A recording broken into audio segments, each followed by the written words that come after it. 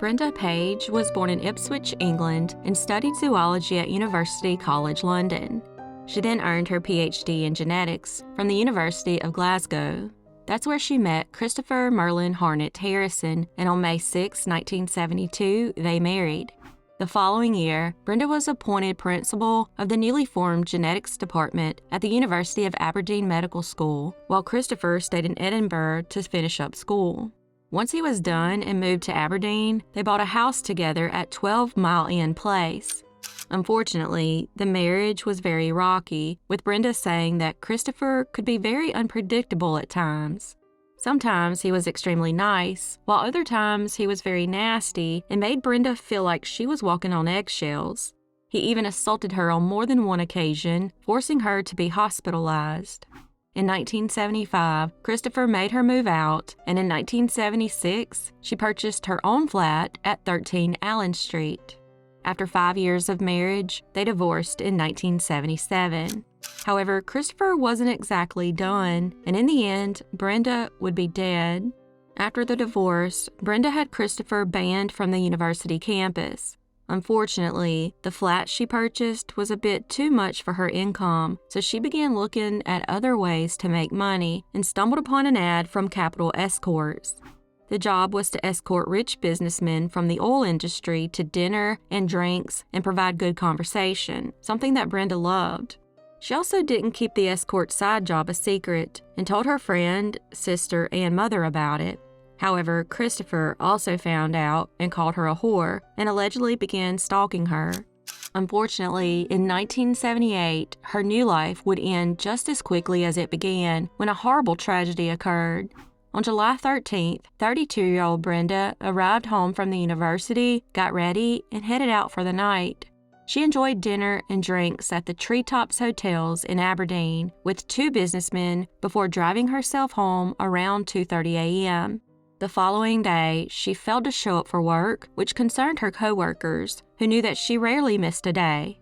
One of her coworkers tried calling her, but there was no answer. So he contacted her elderly neighbor, Elizabeth Gordon, and asked her to go over and check on Brenda. That's when she was found in her nightgown, beaten to death. Investigators determined that her killer had entered the apartment through a window and waited for her to return home. A massive search got underway, looking for the murder weapon and possibly even the killer's blood-stained clothes, even asking the public to check their trash cans. Unfortunately, nothing was found. Christopher was arrested and brought in for questioning, but there was no evidence at the time to link him to the murder, and the case would ultimately go unsolved for the next 40 years. After the murder, he left town and moved to the Netherlands. In 2020, 78-year-old Christopher was finally arrested for the murder of Brenda after his biological DNA was found on her bedding, despite him telling police they never had sex in her flat. They also had tiny flakes of paint that were discovered on the window and matched flakes found inside his car. So a number of paint flakes were recovered from under the point of entry within the address, okay? And then the police took my car. And whether the police have scratched my car and left paint residue in Allen Street, I really wouldn't know. But after this interview, I wouldn't put anything past them. I really wouldn't. It's not your reasoning for that, then? I think it's so ridiculous as to be completely nonsensical. Where would the paint flakes come from? Your car. Your car. Where? Well, you've said yourself, you've described your car as a dustbin that's fallen to bits. Yes, but where would the paint have come from on my car? It's been taken from your car, and it's much exactly. It's been taken from my car. By whom? By the police? The address where she was found brutally murdered. The court had collected a total of 800 new pieces of evidence. Regardless, he still pleaded not guilty. Late evening of the 13th of July into the early hours of the 14th of July, did you climb into Brenda Page's house? I did not. Did you hide somewhere and wait for her? Certainly not. Did you attack her? No, I did not. Did you kill her? No. During the trial, it was discovered that Brenda told her friend that when they were still living together, she was afraid he would kill her. She even fled the home one night and sought refuge at a police station. In the end, in March of 2023, 82-year-old Christopher was found guilty and sentenced to life in prison with the possibility of parole after 20 years. This means he will most likely die behind bars and will never be able to hurt anyone ever again.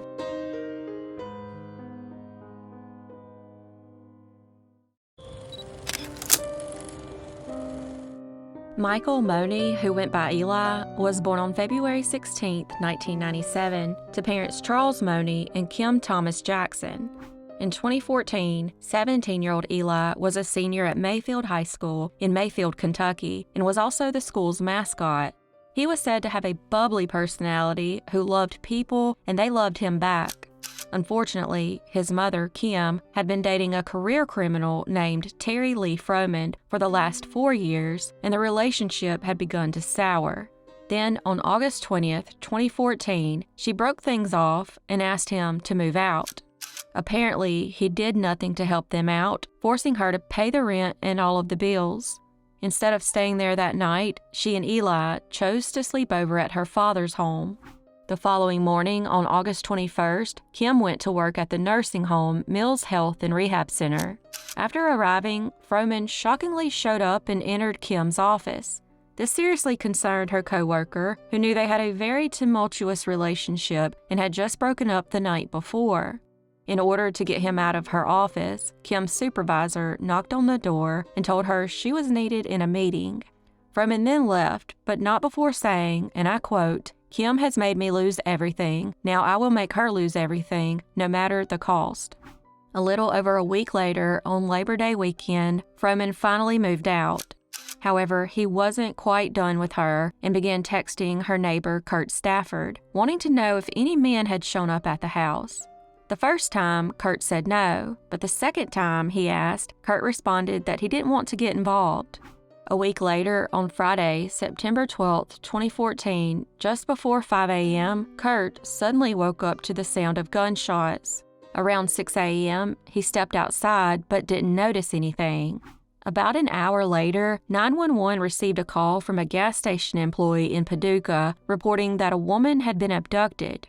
Police checked the surveillance footage and saw a naked Kim attempt to flee his 2004 white GMC Yukon before Froman grabbed her by the hair, forced her back inside, and then drove off. He then showed up at his mother's home covered in blood. She tried to find out what was going on, but he wouldn't tell her, so she called 911. He then called a friend of his by the name of David Clark and admitted that he had just murdered Eli and had fled a couple of hours away from Mayfield. However, he wouldn't tell David his exact location. David, in a desperate attempt to find Kim, called Froman's daughter, Alexis. She contacted her father crying and asked him to let Kim go, but he refused. David then called the Paducah police, and they had him come up there and make several recorded phone calls to Froman.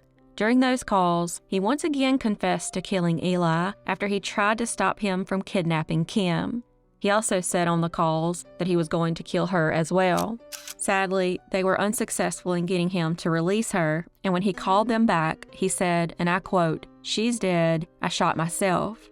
Ohio State Highway Patrol finally caught up with him right as he was firing his weapon, and a tactical team was subsequently deployed and able to apprehend him. After Froman was taken into custody, they found that he had shot himself in the upper chest, and Kim had been shot a total of 4 times.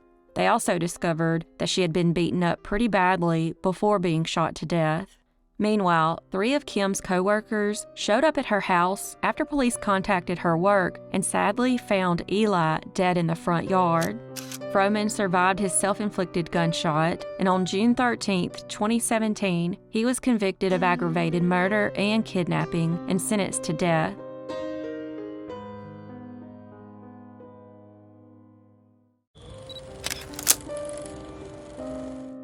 Kimberly Jo Medlin was born in Ann Arbor, Michigan on December 1, 1970, and went by Kim.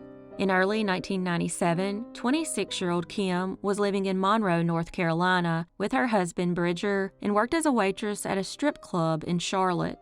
She loved her job, and the money was very good. There was always a lot of unwanted attention, but she knew how to handle herself. When she would get off work in the early morning hours, she would always call her husband and tell him she was leaving. However, one of those drives home would sadly prove to be deadly. Earlier that month, as she was driving home, an angry driver got behind her and began honking their horn and following her extremely close. Out of fear, she decided to make a detour to the police station and reported the incident to several of the officers on duty. Unfortunately, this would be the biggest mistake of her life. 2 weeks later, on March 29, 1997, she left the club and would never arrive home. Around 4 a.m., her red Jeep was found on the side of the road, still running with the lights on and the window rolled down. Her purse and cash from the night were on the seat, but she, along with her driver's license, were nowhere to be found. The following day, Kim's body was found about 1.5 miles from where her Jeep was located. She was found underneath some debris in a field at the end of a deserted cul-de-sac. She had sadly been strangled to death.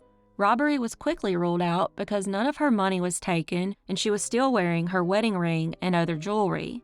An autopsy revealed that not only had she been strangled, but she had also been severely beaten. They also found signs that her hands were bound with something, but removed before her killer left the scene. However, there were no signs of sexual assault. Investigators then began retracing her steps and discovered that she left the club around 2 a.m. and called her husband 15 minutes later.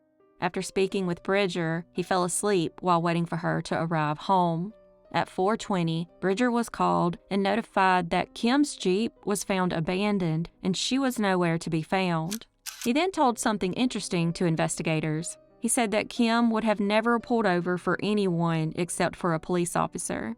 This led them to believe that maybe she was pulled over by someone impersonating a police officer, which would explain her missing license and window being rolled down. Investigators were at a loss until a witness came forward and told some shocking information. He said that he had actually been driving behind Kim on the night of the murder and that he witnessed a Monroe police officer pull her over. This also coincided with the shoe print that was found on her sweatshirt, which matched a Thurgood brand uniform-style shoe that officers with the police department typically wore. Based on the shoe sizes, they were able to identify 3 officers, but 2 of them were ruled out because they were on duty and in constant contact with headquarters on the night of the murder. That only left one person, 23-year-old Joshua Griffin. Griffin had only been on the force for about a year when Kim was murdered. Investigators searched his cruiser and found it to be unusually clean. His police chief even said he was known for keeping a very messy car. They then obtained a search warrant for his home, hoping to find his shoes, but he conveniently said he threw them out because they were damaged. His cell phone records were then checked and actually put him near the crime scene on the night of the murder. He had even called for a tow truck at 2 a.m., and when asked about that, he said that he left work at 10 p.m. and drove to a restaurant parking lot. He said he was looking at his logbook when a man approached him. The man asked him to call a tow truck because his car broke down. This would have been about 30 to 45 minutes before Kim drove by. It was finally discovered that Josh had taken notice of Kim when she reported the road rage incident 2 weeks earlier and made a comment to another officer that she was a babe. It was also learned that he had mentioned to other officers about getting the license plate numbers of other attractive women he saw. After being arrested, other women came forward and reported also being harassed by him. However, he wouldn't confess to the murder until 4 years later in 2001. Based on his confession and the prosecutor's theory, this is what they believe happened on the night of the murder. Griffin was off duty but was still wearing his uniform and driving his cruiser. While sitting in the restaurant parking lot, he saw her drive by and decided to pull her over. He then made her get into the passenger seat of his cruiser while he ran her license. They believe at some point he made a sexual advance, but she rejected him, and it either pissed him off or he panicked. He then put handcuffs on her and drove her to the deserted industrial road where she was ultimately found. Once there, she tried to flee, but he hit her, stomped her body, and strangled her to death. After she was dead, he threw his boots into a retail store's dumpster and cut up her license and flushed it down a toilet. When he confessed, he lied to make himself appear to also be a victim in the case. He claimed he owed drug dealers money for steroids, and they said he could pay the debt by kidnapping Kim and turning her over to them. He said he murdered her while the drug dealers were holding him at gunpoint. Clearly, this part of the story is not true. Regardless, he was already serving life in prison after being found guilty of first-degree murder and first-degree kidnapping in 1998.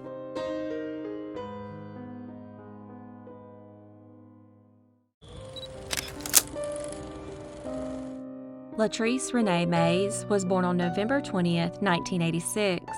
In 2013, 26-year-old Latrice was a mother of 5, living in an apartment in Grand Rapids, Michigan, with her boyfriend, Jaleel Hoskins, who was the father of 2 of her children.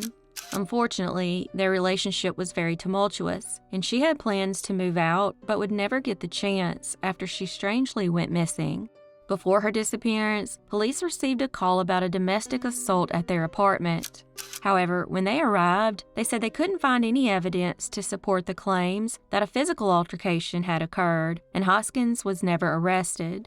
Then, on March 19, 2013, the day Latrice went missing, she was seen near her apartment on the corner of Division and Burton Streets.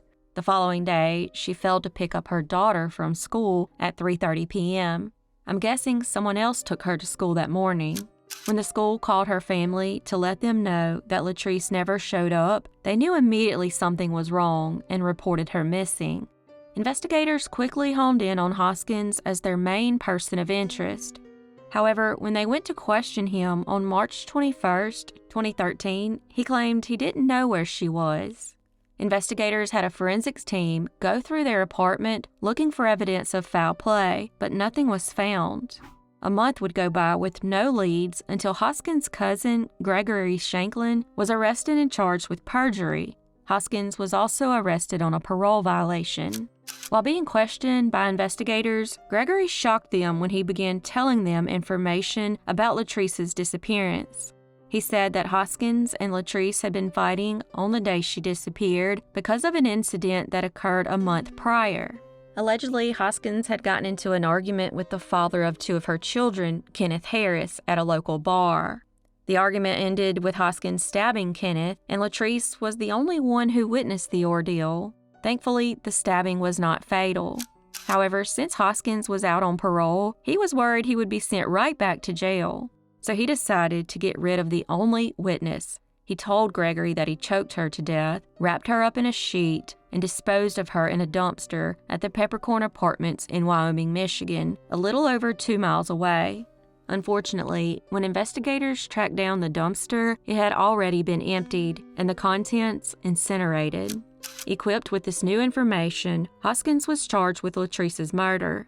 His trial began on December 10, 2013, but the following day, the trial ended when he decided to plead guilty to second-degree murder. He even apologized to her family. However, his demeanor quickly changed when the judge handed down a sentence of 50 to 100 years in prison.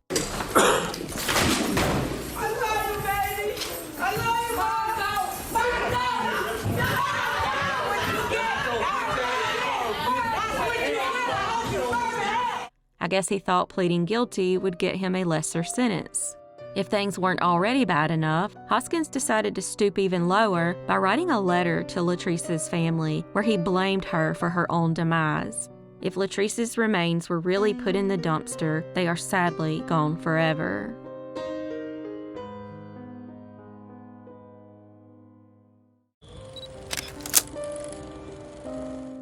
Robert Mack Kennedy III was born on July 7, 2001, and went by the nickname Little Man.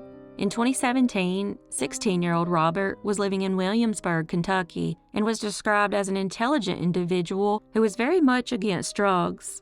Unfortunately, his family didn't quite feel the same way, and it would ultimately lead to a horrible murder.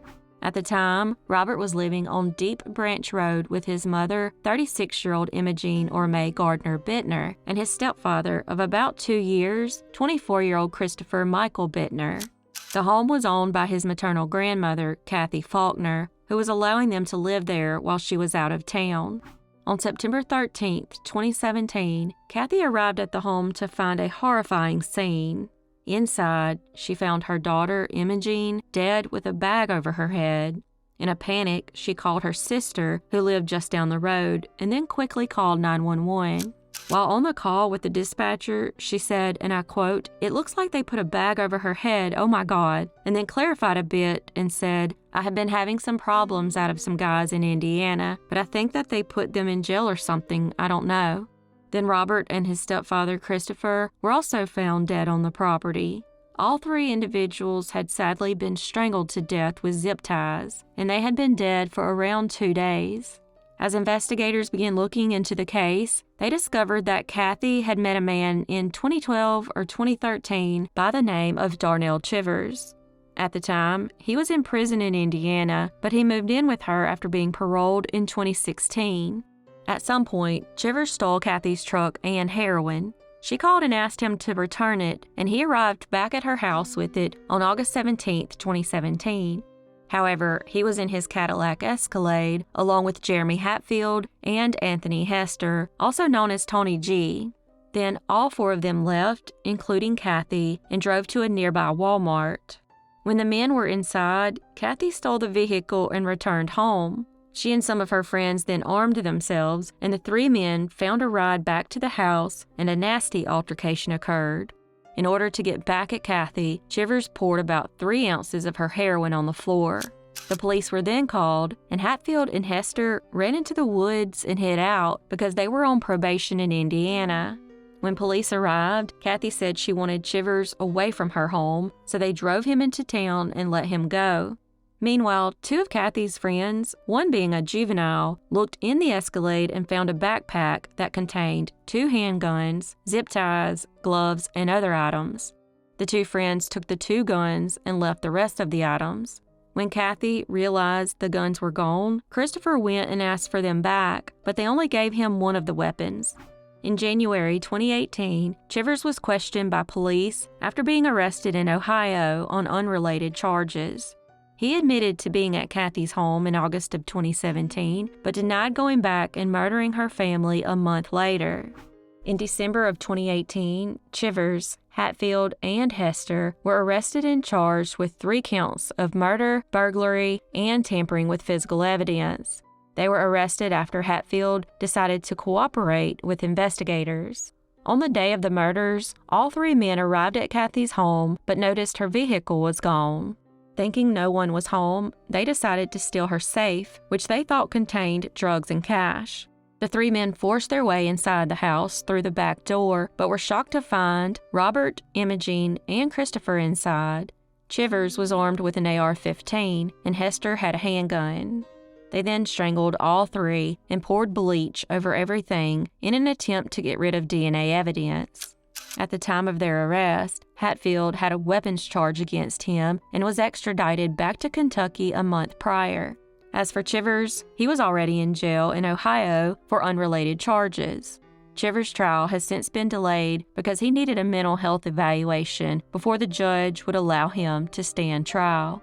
He also refused an attorney because he wanted to represent himself, but they appointed him a defense anyway, and he entered a not guilty plea on Chivers' behalf. As of August 2024, all 3 men are still awaiting the outcome of the case.